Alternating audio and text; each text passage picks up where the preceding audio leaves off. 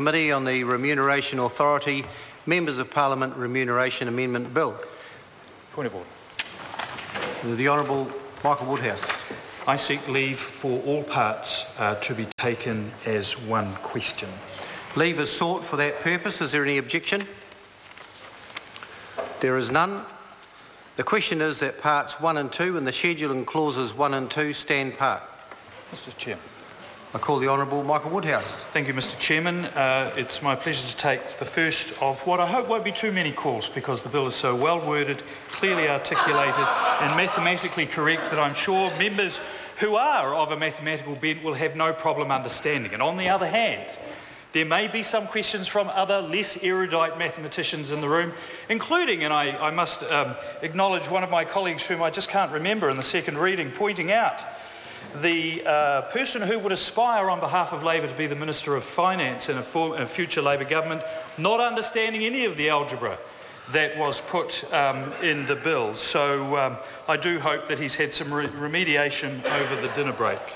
I do want to touch on a couple of the points that are made that are specific to clauses in the bill that were made in both the first and second readings. And I want to commence by touching on an issue raised by Tracy Martin in respect of equivalency.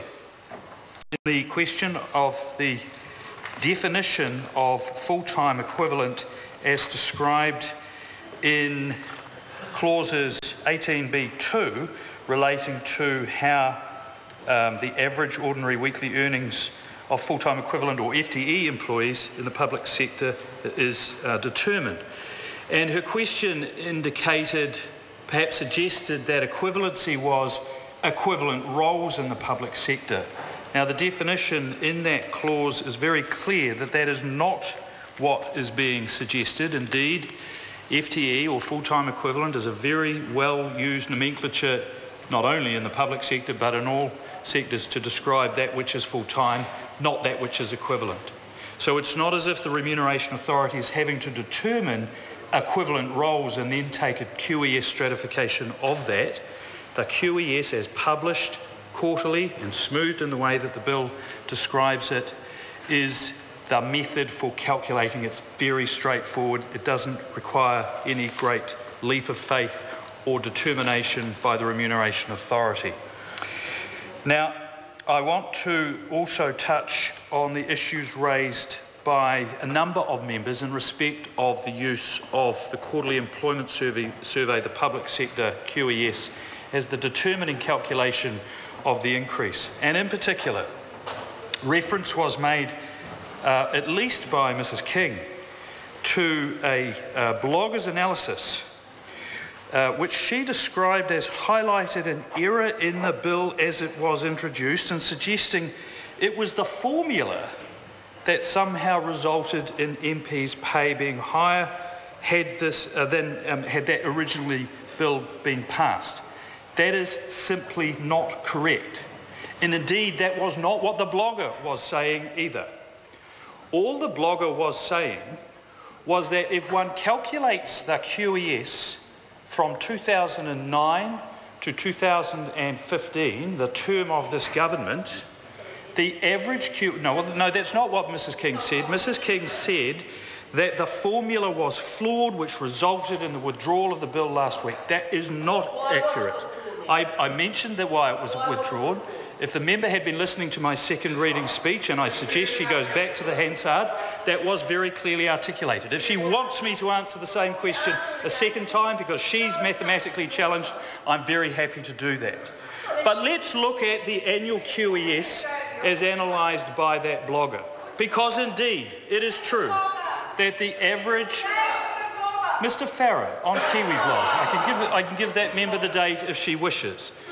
It is true that the average increase, were it calculated over that period of time, would have been higher than the actual increases which were handed down by the Remuneration Authority under the current legislation. Why was that? There were straitened times. The Remuneration Authority quite rightly interpreted the legislation in the way that they intended. Indeed, this is the only increase, for all the tub-thumping and rhetoric about the Prime Minister talking a good game and not acting from the other side, In fact, the Remuneration Authority listened very carefully, and this determination set out in 2015 was the first increase over 2% since this government came to office. Now, in 2009 and 2010, the QES increases were 4.8 and 5.5%. Why was that? Because that was the ongoing sequelae of an out-of-control Labor government that, Mr Chairman, The Honourable Michael Woodhouse. that taxed and spent and built the public service up till it was out of control in terms of numbers and salary growth, and locked this government in to wage increases that went out years ahead. That was the parting gift. That was the parting gift to the incoming national government. 10 years of deficits and salary increases that they arranged before they left office. 4.8 and 5.5%. Well, I'm addressing the questions and the challenges around QES, Mrs King.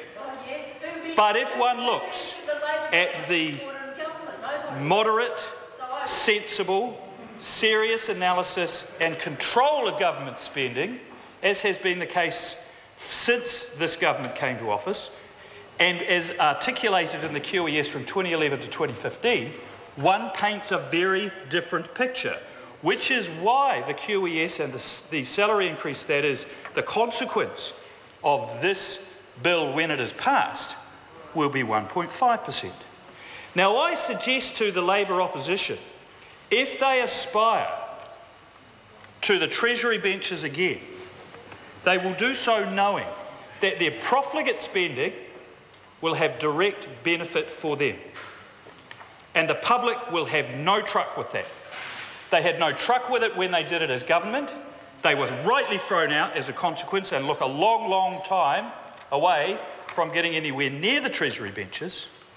But QES is an appropriate measure for that purpose. Now, Ms Toure challenged me to say whether the bill was designed to restrict or constrain MP pay increases.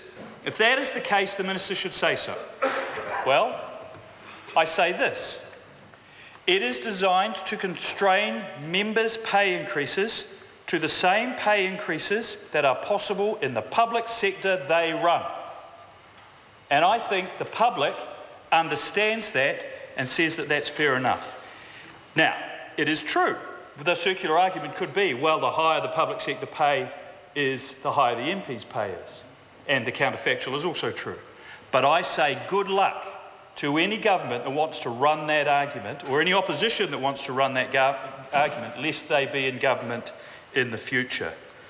The last thing I would say is in relation to Grant Robertson's intervention in the second reading around public service pay linked to ministerial pay. And he said it may be that that he didn't believe the public servants should be paid any more than the Prime Minister and other ministers in their charge. And it may be that the member was aware that the Remuneration Authority are actually aligned a bit in that thinking. But here's the paradox in the member's intervention. For all the tub-thumping about the scale of public sector executive pay increases, the body, the independent body that sets the pay for the public sector senior staff is the Remuneration Authority. And if the Remuneration Authority thinks those people are worth that amount of money by the best analysis that they're able to make in accordance with the law, and Mr Robertson thinks that the pay of the Prime Minister should be no less than any other public servant, then I think we've started to come to the reason why we're here. Because those relativities and the direction in which the Remuneration Authority was heading would have seen massive increases in MPs and ministers' pay that I think the government thinks is not acceptable to the New Zealand taxpayer, and it's not acceptable to the government. These are very sensible changes that actually takes away some of that tension rather than adds to it. And it leaves the Remuneration Authority free to continue to determine the salaries of those senior public servants and judges in an unfettered manner. That's what the public wanted. That was very clearly the response that we had on the 25th of February when the Remuneration Authority set out its determination. The bill will achieve that, and I think it's a very sensible response. I stand ready to answer any technical questions the opposition may have.